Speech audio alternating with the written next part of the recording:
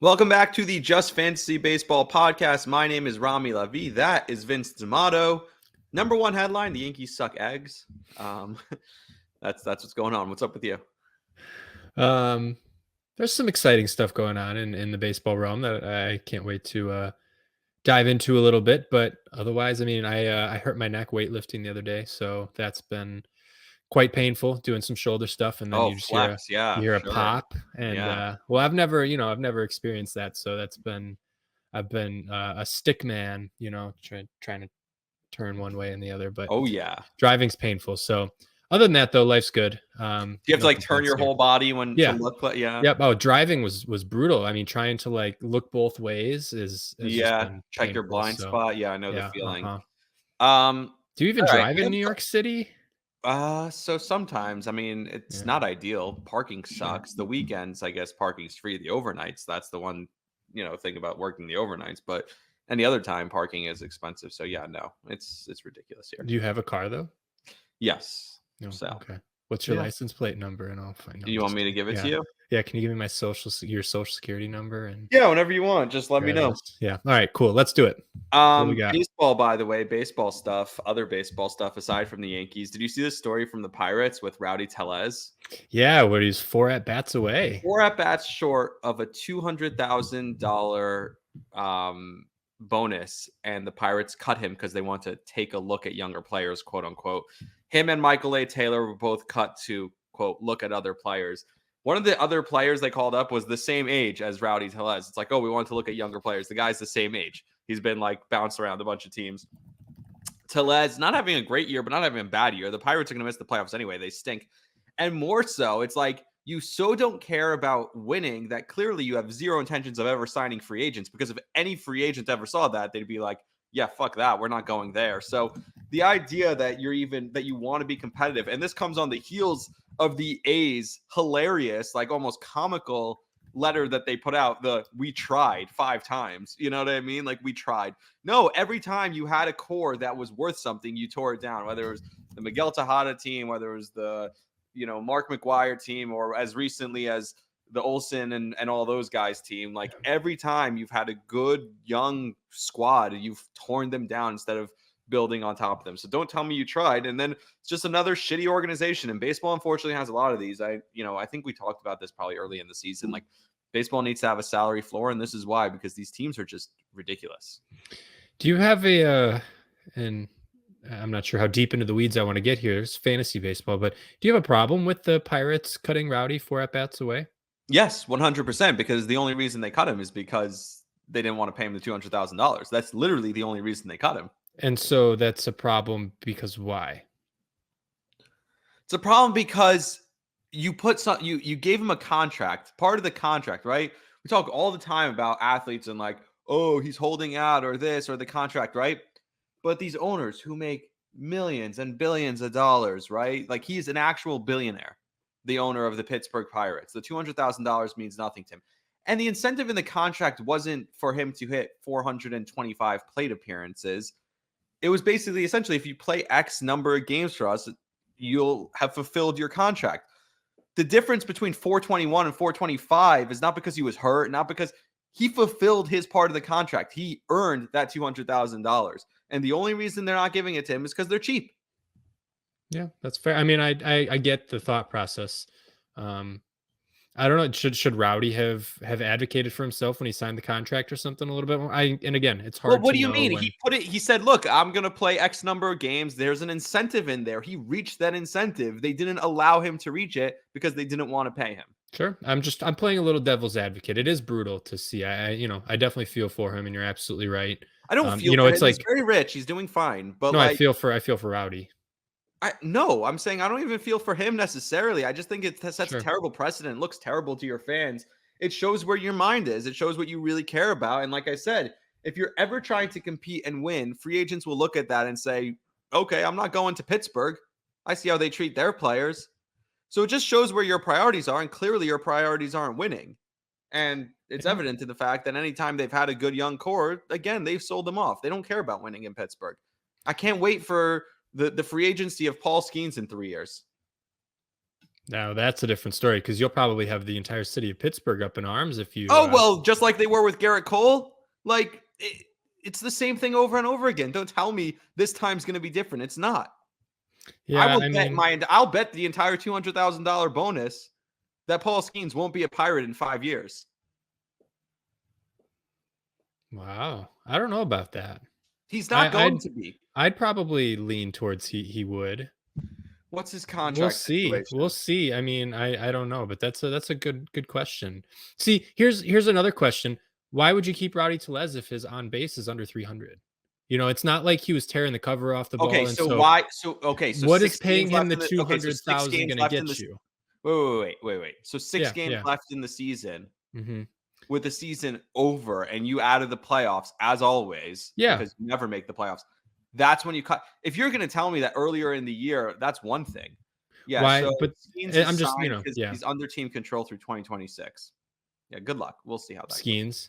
Yeah. I mean, he's gonna either, and that's maybe that decision's ultimately going to be up to him and how the Pirates do over the next couple of years. You don't seem to think they'll do well, and we'll see how some of the young guys develop. They got some young talent, but he's going to command a massive contract, and so if the Pirates are smart, maybe they look to extend him as soon as possible. So we'll see. Yeah, but back to what you asked. You asked Mhm.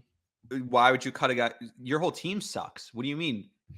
Yes. You're making decisions now based on with 6 games left. Like, it's clearly nothing to do with his play on the field. No, I'm making money decisions. These are financial decisions, right? I mean, that $200,000. What if that's the difference between Paul Skeens' contract and It's not it's not. I know, but that's the point. You It's sign a player for $200,000. $200,000, and next year you're.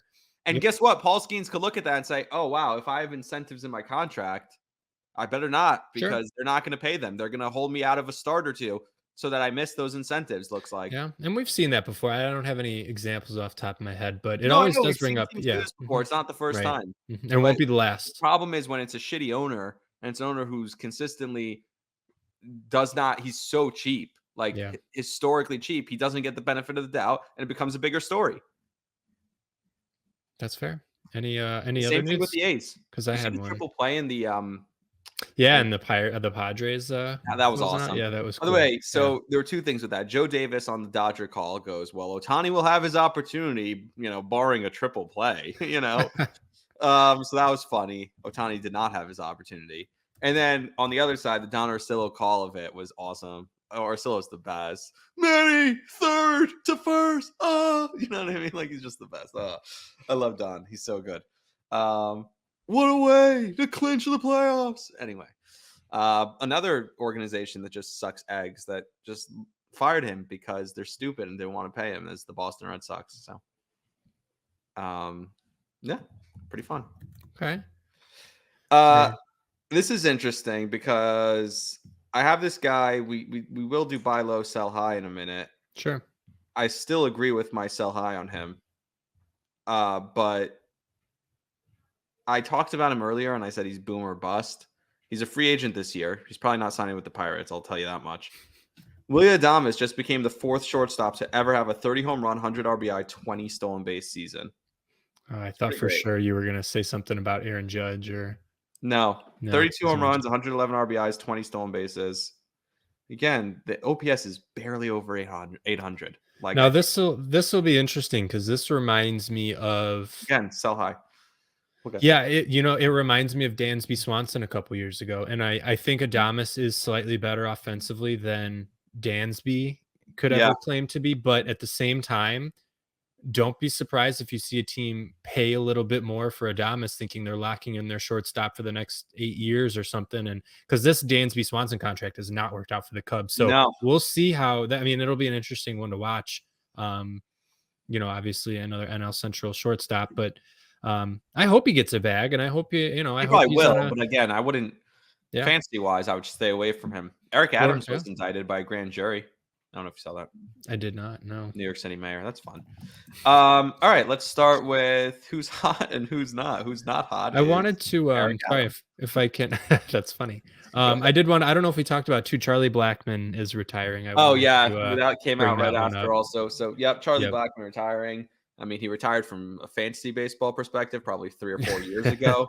But yeah, solid player, never great, couple time All-Star, definitely not like a Hall of Fame or anything, but solid, fun player. My favorite memory of him was when he was mic'd up during an All-Star game one time at Nationals Park in 2018, and he said he likes to watch TV.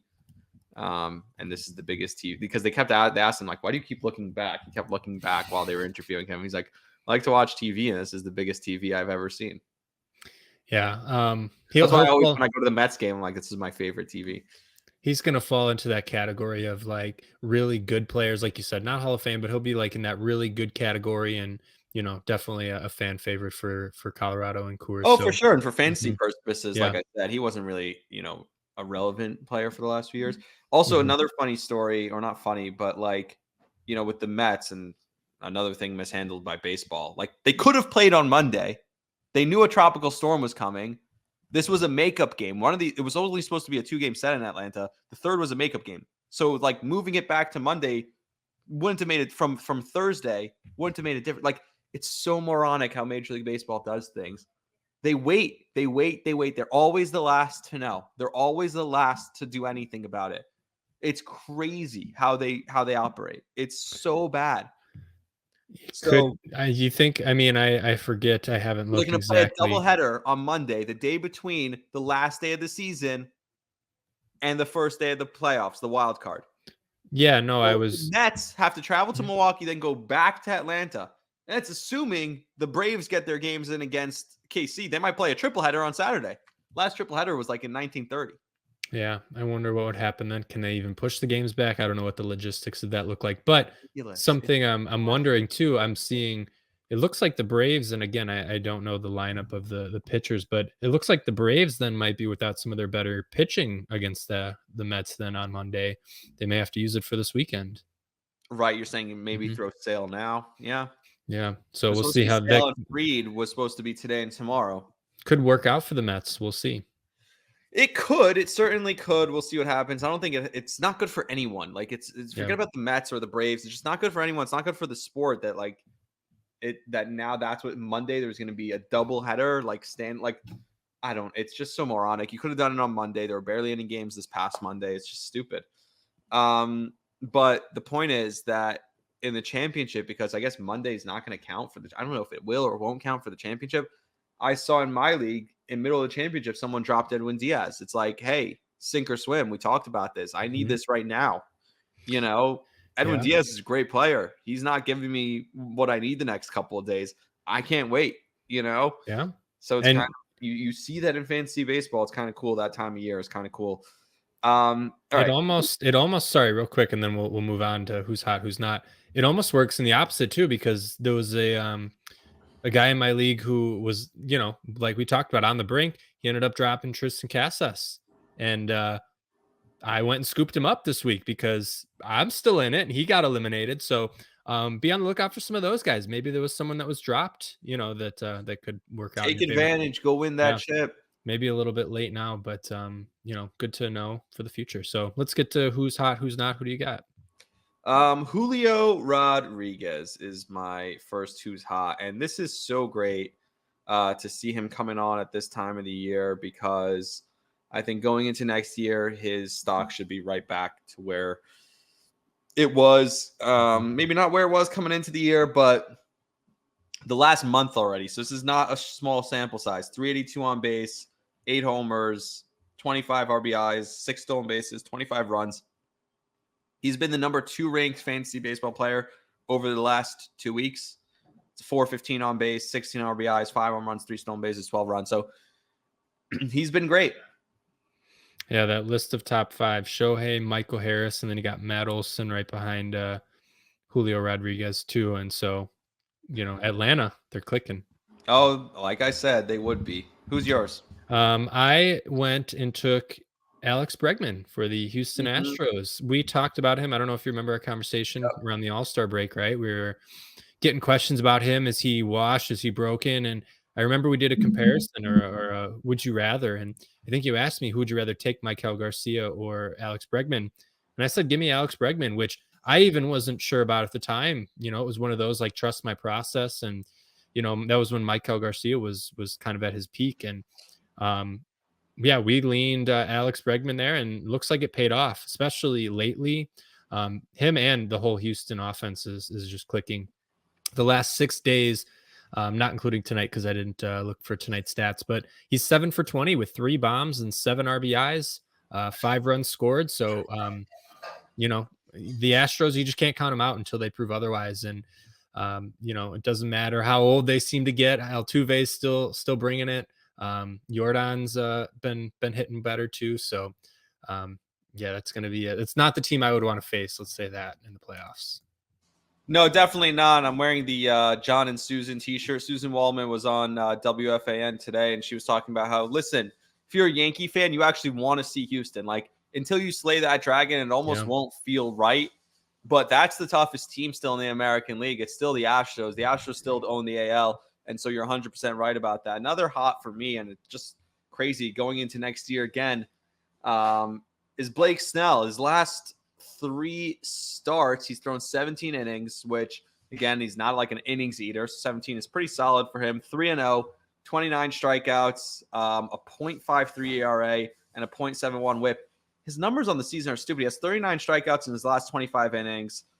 He has a 3.12 ERA and a 1.05 WHIP on the year. 145 strikeouts, 104 innings. Like, Blake Snell has been awesome this year. So it's kind of cool to see that, we'll see what happens moving forward. He plays in a pitcher-friendly ballpark, but it took him a while to get going. The whole free agency thing, by the way, wouldn't be shocked if Pete Alonso's that guy standing with his dick in his hand come, midway through spring training this offseason. Just putting that out there. Yeah, Blake Snell found his way. Yeah, and he was a guy, we've talked about him before. He wasn't one that I was crazy about, but happy for him. I'm still probably not going to get many shares, if any. His price just a little too elevated for me for the high whip, but good for him. Happy for him to kind of figure it out. So that was all of I only had the one hot and I only have the one not. If you have a couple.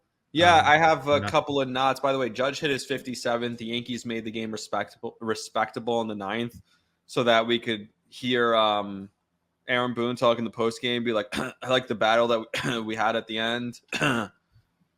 Stupid. Just so moronic, this team. It's crazy.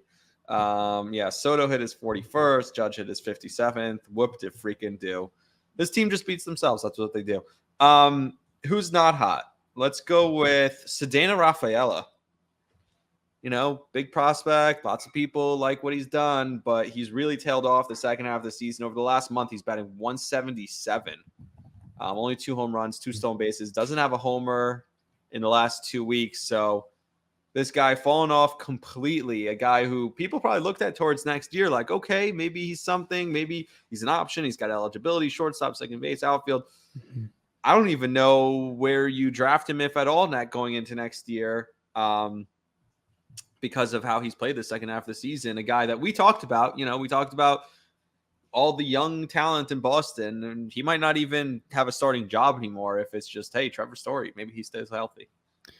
Yeah, next year will be interesting because you'll have obviously Rafaela and Story, but then you also have Christian Campbell, who I don't know if he's gonna make a push for that middle infield job, but he absolutely should if he isn't in the cards already. But they're gonna have Roman Anthony in the outfield mix. I mean, yeah, Rafael is really gonna have to carve out his own playing time, and I was definitely hoping for a little bit more. 19 steals, but caught 9 times is not a great ratio. They run a lot. You got to give them that. Mm-hmm. Yeah. So we'll see. I mean, I still think he's draftable, but he's one of those guys you take a flyer on maybe at the end of the season because he'll probably be rotated around on your free agent wire. So keep an eye on him. I'd like to see who's your not hot? Rami, this one kills me a little bit. You know who I'm going to say? You want to take a guess? Josh Jung. No, one of my favorites, Royce Lewis. I don't know if you've been following, but I knew it'd be one of those two.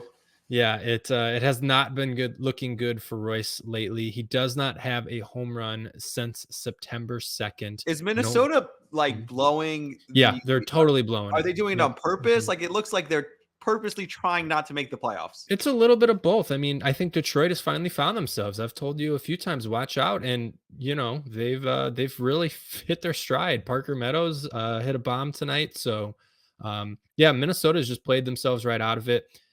Getting back to Royce though, just one home run since August 13th. That's over a month ago. He's not stealing, which is probably the leg stuff, and it's fine with me, but you got to be hitting for some power, something, or even average. He's hitting just 229 in the last 30 days. It has not been good. Um, he's finally healthy, right? We've wanted it. We've just said just stay healthy, and he's finally healthy. But now it's like, what the hell? I thought this wasn't going to be the case. And I thought the temptation of the playoffs would elevate him, right? I mean, you just said they played themselves out of playoffs. I thought that would be, hey, let's get into the playoffs. I'm here. Let's do it. Doesn't seem like that's the case. Royce Lewis has not been good lately.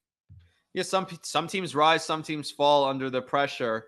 One more cold for you, a team that's going to make the playoffs. We just talked about them, but we've talked so much about this guy also as pretty much a useless fantasy baseball player, and he's rostered in like almost every league because of his name value, but he really doesn't do anything from a fantasy perspective, and that's Luis Ariz. I mean, his on base is not good enough to, like, if you look at the rest of his numbers, and especially on a week now, he's 2 for his last 15. He's got 4 runs and 2 RBIs in his last 2 weeks. The 133 on base, like, he's not worth keeping around. Even in a good lineup, he just doesn't score enough runs. He doesn't drive in any runs. He doesn't steal any bases. He doesn't hit any homers. And so if you're in an on-base league, like if you're in a batting average league, okay, maybe, like, but is it worth being a negative in everything else? Like, I think he's a negative fantasy baseball player, Luis Ariz. Yeah, I agree with that. I mean, 4 home runs in 622 played or at bats this season. That's just not that actively hurts you. 9 steals doesn't actively hurt you, but 44 RBIs does. 81 runs scored. Meh, it's fine. But overall, yeah, I think he is a negative. It's a little bit weird. San Diego, though, they look hot. They look a little scary. We'll see how they go. I wouldn't want to go out there if I were the Mets. I wouldn't want to go out to San Mhm. Diego and have to play them in the first round. I think so. It's actually would be better for the Mets, I think, to be the last seed, but they got to get in before they can worry about the seeding, because I think the last seed Right. would go to the 3, which would be Milwaukee. The 4 or 5 are going to play each other in San Diego, so it could work out better. Yeah. Buy low. I have so many buy lows. I have because I'm going to do the same thing going into next year. Sure. How I feel Yeah. about them. I have 3. How many do you have?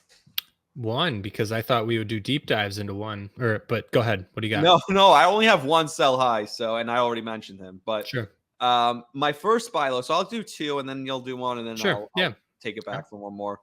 I like my last one, so I'll save 1 for last. Kerry Carpenter is my first one. Going into next year, I saw my guy X Xavier Scruggs doing a breakdown on him on MLB Network. Love that guy. And he was talking about his stride and how balanced he is at the plate, where he keeps his hands like out and balanced in front of him, and his stride is like kind of like it's not a quick like leg kick. It's like a slow like balance, almost like an Aaron Judge type stride, where it's like the leg is off the ground for a long time, lets him stay on top of the ball, lets him stay in the zone longer, see the ball travel. He compared him to the Aaron Judge stride. So this is a guy going into next year. We've seen what he could do down the stretch. The last month, a 380 on base, 5 home runs, 15 RBIs, 9 runs scored. Obviously, the season as a whole has been pretty good. Detroit's been hot on a lot of people's radar. I think this guy could be full-time, starting outfielder and a huge contributor for them next year. Next year could be the year that he pops off, and I think he may go lower in drafts than people might expect. I think he could be one of those hot names. Some of the names we talked about coming into this year, whether it was like a Lane Thomas or who's the outfielder for Texas that was being talked about early in the year. Not Adolis or No, I feel like there were a few guys that were talked about like, oh, they're going to take another step, and they didn't. So I think he could be looked at as that type of thing. Kerry Carpenter could, but I think he will take that step next year. Yeah, I love you could pick any Detroit player. I think they're getting better. Good call. Torque hit an absolute nuke today, so good for him. Yeah, and then another one, and this is just so interesting because I mentioned the fantasy rankings. Sure. You know that over the last 2 weeks, Luke Weaver is the 6th best fantasy baseball player in the last 2 weeks. 8 innings, 18 strikeouts in 8 innings, 2 wins and 3 saves, 0 ERA and a .38 whip. Like going into next year, we'll see how the playoffs go, but be very aware this could be the Yankee closer next year. And if the Yankees are going to be good again, who knows? I don't know if they're going to spend a ton of money, especially if they try and re-sign Juan Soto. They might not spend a ton of money elsewhere. They might just keep Luke Weaver in house, right? Clay Holmes is a free agent. I wouldn't bring him back. You know what I saw actually? I was walking on the street of Manhattan today. A guy who's, speaking of spending money in the Yankees, and God knows what's going to happen with him. I saw DJ LeMahieu, who's just walking with his, I think he's married. I think he was with his wife. They were just walking. I didn't bother him. I didn't say anything. But I just kind of like gave a little nod, like, what's up, DJ? Like, hey, I know who you are. Yeah, he doesn't know who I am, but I was like, Right. I do know who you are. So there's that. But Luke Weaver, I did not see him today. DJ's huge also, so he stands out. Like, he's very big. Like, he's not even that, like, he might be like 6'3", 6'4", but he's like 6'4", 220, it says. yeah, Yeah. he's just big. And he's got like a little baby face, so like he stands out. Drafted by the Cubs. Oh yeah, true. Yeah. True. Yeah. I'll jump over to my buy low here. This one, we'll see how people take it, and I'm not even sure I'm fully trusting it, but I am trusting it because we've seen this before. I'm going to buy low on Luis Robert. We're going to see how next year goes, but just looking at these last 2 years, because those are, last year he was absolutely phenomenal, 38 home runs, 20 stolen bases. Looking at the underlying metrics, there are some concerning stuff this year. I'm not going to lie. His strikeout rate has went up to 33%. His whiff rate has went up to 35%. Those are both second percentile in the league. So he's worse than 98% of hitters. And just a 10% barrel rate. What does all that mean? It means like he's not making enough contact. And when he does make contact, it's not good contact. So comparing it, 2023 wasn't a whole lot better, but his strikeout rate was under 30%, which is palpable, right? You can make that work. We see guys like Aaron Judge or Ellie De La Cruz make an under, or about 30% rate work. That's fine. 33% whiff rate, again, not great, but he was barreling the ball at almost 16% last year versus 10% this year. So we just got to see him make better contact and hopefully a little bit more contact. And I think he's going to take off. I really do. And if we just take the human approach, right? Who would want to play for the White Sox this year? Like, is Shohei Ohtani going to go 55-55 if he was with the Sox? Yeah, I don't think so. Who was right? it? The Yankees cut Ron Marinaccio, and the White Sox picked him up, and I was like, sorry, Ron. Just like with Luis, I can't discount. He definitely has an injury history, right? His underlying stuff, again, doesn't look great, but I don't think that the 2023 season was just a fluke, and I don't think it's too far in the rearview mirror. A trade would do him some wonders. We'll see if the White Sox they could get a massive, massive haul for him. If a team maybe like the Orioles or something has a lot of prospect capital, I don't know if they're going to move on a guy like Luis Robert, but I think this is like the floor of the floor for him. So yeah, I am absolutely buying low on him. I don't know what his draft price is going to look like next season. So we'll keep that in mind, right? He's not maybe a second rounder for me, but he's certainly not far off from it. So maybe we acquire him this offseason in Dynasty. So don't forget about Luis Robert. This is a certainly potential first round guy next year. Yeah, I think some of the names I was thinking of as guys that were so hyped coming into the year, Evan Carter, TJ Friedel, like some of these guys that we talked about. So that's what I was just looking at, because like there were all these names, and like, yeah, Evan Carter, I feel bad for. I know he got hurt, but like he wasn't great before then. And like I said, Lane Thomas also should have taken off this year, and then he gets traded, and he's barely even playing in Cleveland. Like, I don't even know how we look at him. My last buy low, because not enough people are talking about this guy still. And I know I had him in the fantasy league, and so he's going to be 40-40 probably. He's got 38 home runs, 115 RBIs, 113 runs scored, and 40 stolen bases, and the 332 on base. Do you know who I'm talking about?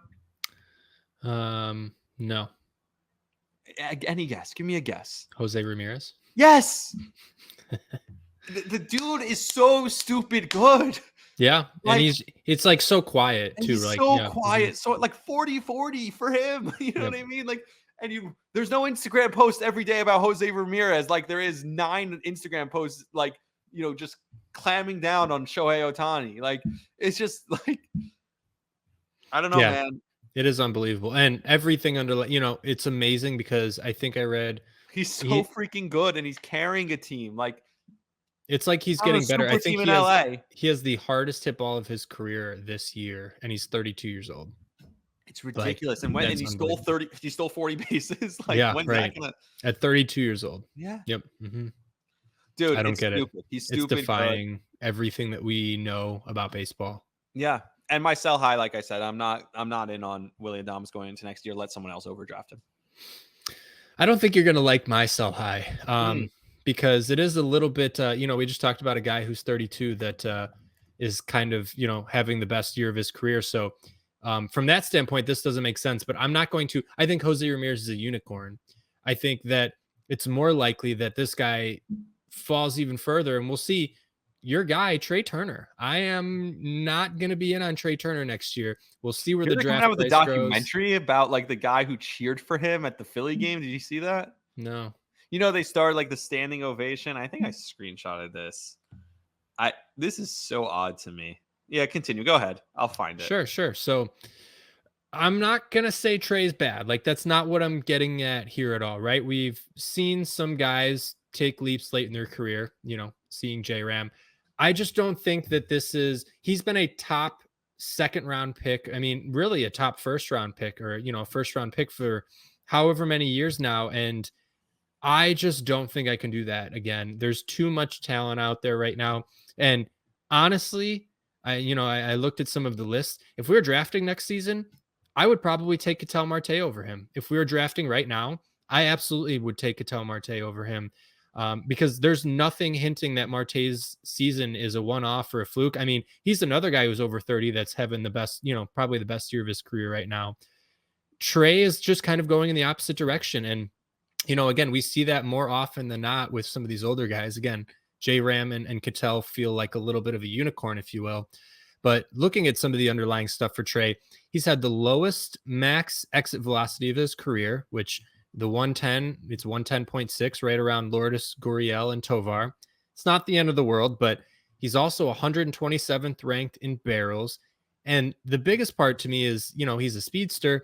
He's had the lowest ranked sprint speed in his career since he's debuted. He was never below 6th in the MLB, and now he's 22nd. That is a massive drop off. Again, I still think he's likely to go 2020 next year. I don't think that's, I'm not saying he's not, and I think he's going to steal bases for probably the rest of his career. Maybe close to a 300 average, 100 runs, but there's just so much talent in the top 2 to 3 rounds that I'm not going to take the gamble that Trey Turner returns to the Turner that we want him to be. His ADP was 12 last season. I expect that to at least double. I'm not really touching him anywhere near the first 2 rounds next year. Hopefully he can turn it around, and Netflix will premiere The Turnaround on October 18th. That was good. A short film about the Phillies fan who initiated the standing ovation during Trey Turner's slump last year. They're showing like this clip of that standing ovation. You forget how gorgeous baseball uniforms were last year. Wow. What a shame. Tragedy. Oh, wow. Well, yeah. we come full circle talking about how terrible baseball is. So did you have anything else? Yeah, I wanted to, just for the prospect report, I did want to mention, I don't know if you saw, Jackson Jobe was called up yesterday, and looks like, so he's going to fill a bullpen role. He actually went out and pitched tonight, threw an inning, and got 3 up, 3 down in just 9 pitches. So I'm not sure what kind of fantasy relevance he's going to have for the rest of the week, but either way, next year it'll be fun to watch where his draft price ends up, because we're talking Jackson Jobe is a number one on some lists, maybe not most of them anymore, but he's certainly a first tier, top tier pitching prospect, probably top 3 in a lot of lists. So and it's awesome that he's getting this experience in meaningful games, slamming the door, right? I think he closed the game tonight. He finished. Yeah, they were winning in the Tiger game. I know it wasn't a save. They were up 6 runs or whatever, but so and I was thinking that's why I don't think there's any fantasy relevance here, is because the no, Tigers for sure are not going to put him, I wouldn't think, in a save situation right away. Yeah, but it would be great going into next year. Mhm. Okay, next episode, we're not going to do it Sunday because that's, the league's going to be over, but we should give the people what they've come here for and give them the answers on our league that we drafted. So we'll do that next episode. We'll recap the season a little bit. We'll Mhm. give our MVPs for the season, our locks for next year. Maybe we'll do some fun other recap stuff Yep. Some on next. Yeah, playoff predictions. yeah, Mhm. we'll do some fun stuff on next episode. So until then, make sure you like and subscribe so that you don't miss a beat. Don't miss a moment of the Just Fantasy Baseball podcast. You follow us on all social platforms because those guys do a great job posting some of our clips. So, Yep. awesome stuff from everyone all around. It's been a fun year. And I'll talk to you in about a week. All right. Yeah, see you next week. See ya.